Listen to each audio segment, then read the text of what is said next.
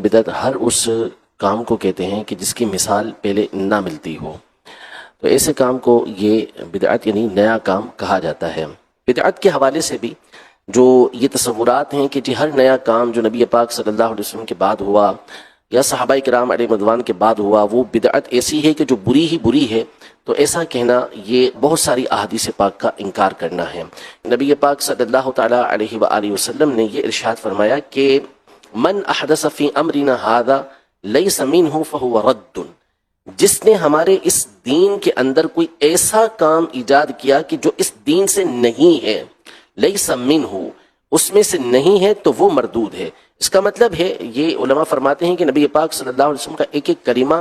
یہ اہمیت کا حامل ہوتا ہے۔ تو فرمایا کہ جس کی اصل اس دین کے اندر نہیں ہے، ایسا نیا کام ایجاد کیا تو وہ مردود ہے۔ لیکن اگر وہ اسی دین سے تعلق رکھنے والا معاملہ ہے، نیا کام اگرچہ ہے لیکن دین سے تعلق رکھتا ہے، تو وہ مردود نہیں ہے، وہ مقبول ہی ہے۔ اب اگر ہم صحابہ کرام علیہم رضوان کو دیکھیں تو نبی پاک صلی اللہ علیہ وسلم کے زمانے اقدس سے ہی یہ سلسلہ چلتا ہوا آ رہا ہے کہ صحابہ کرام علیہم رضوان اپنے طور پر بہت ساری عبادت کیا کرتے تھے، نبی پاک صلی اللہ علیہ وسلم کے علم میں وہ نہیں لاتے تھے، پھر بعد میں علم میں آتی تھی، نبی پاک صلی اللہ علیہ وسلم اس کو برقرار رکھا کرتے تھے۔ جیسے مثال کے طور پر حضرت سیدنا بلال رضی اللہ تعالیٰ عنہ کی حدیث مبارکہ، یہ صحیح حدیث مبارکہ ہے کہ نبی پاک صلی اللہ علیہ وسلم نے ان سے پوچھا کہ بلال،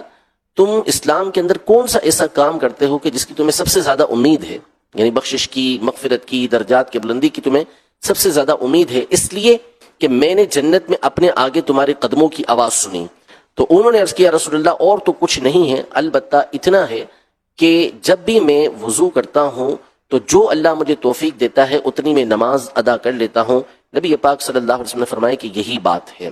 یعنی وہ نبی پاک صلی اللہ علیہ وسلم کے علم میں لائے بغیر یہ کام کر رہے تھے، اور نبی پاک صلی اللہ علیہ وسلم کو جب معلوم ہوا تو انہوں نے اس کو برقرار رکھا۔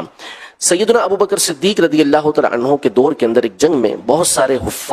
حافظ صحابہ کرام علیہم رضوان یہ شہید ہوئے۔ حضرت عمر رضی اللہ تعالیٰ عنہ سیدنا ابو بکر صدیق رضی اللہ تعالیٰ عنہ کی بارگاہ میں حاضر ہوئے، عرض کی کہ حافظ شہید ہو رہے ہیں اور قرآن ایک جگہ جمع نہیں ہے، اگر قرآن کو ایک جگہ جمع کر لیا جائے، یہ صحیح بخاری شریف کی حدیث مبارکہ ہے،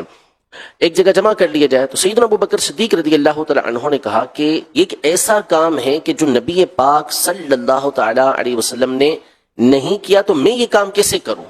تو سیدنا عمر رضی اللہ تعالیٰ عنہ کے الفاظ یہ تھے کہ واللہ ھذا خیر،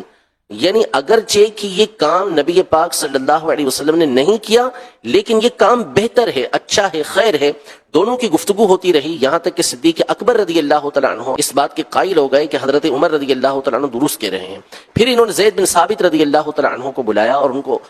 کہا کہ آپ قرآن کو ایک جگہ پر جمع کریں۔ سیدنا زید بن ثابت رضی اللہ تعالیٰ عنہ کے الفاظ بھی یہ تھے کہ یہ کام تو رسول اللہ صلی اللہ علیہ وسلم نے کیا نہیں، تو یہ کام ہم کیسے کریں گے؟ دونوں حضرات یعنی حضرت ابوبکر صدیق رضی اللہ تعالیٰ عنہ، حضرت سیدنا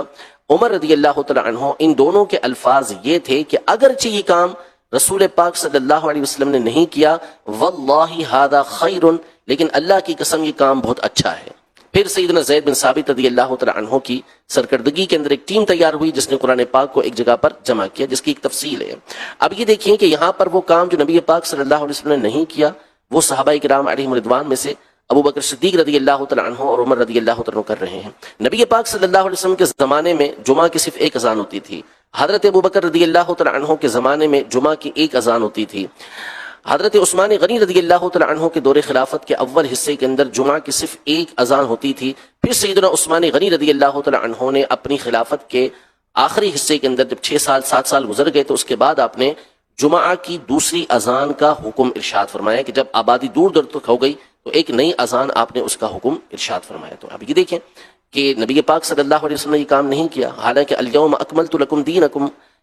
قرآن پاک فرما رہا ہے کہ آج کے دن میں نے تمہارے لیے تمہارا دین مکمل کر دیا ہے۔ حجۃ الوداع کے موقع پر مکمل ہو چکا تھا، لیکن اس کے باوجود یہ کام ایجاد ہو رہے ہیں، اس کا مطلب یہ ہے دین کے مکمل ہونے کا کہ اس کے قانون، اس کے اصول، اس کے ضابطے، یہ سارے کے سارے مکمل کر دیے گئے ہیں۔ اب جو بھی ایسا کام آتا ہے کہ جو پہلے نہیں ہوا لیکن وہ شریعت مطہرہ کے اصول کے عین مطابق ہے، تو پھر وہ اسی آیت مبارکہ کے تحت داخل ہے۔ آج بھی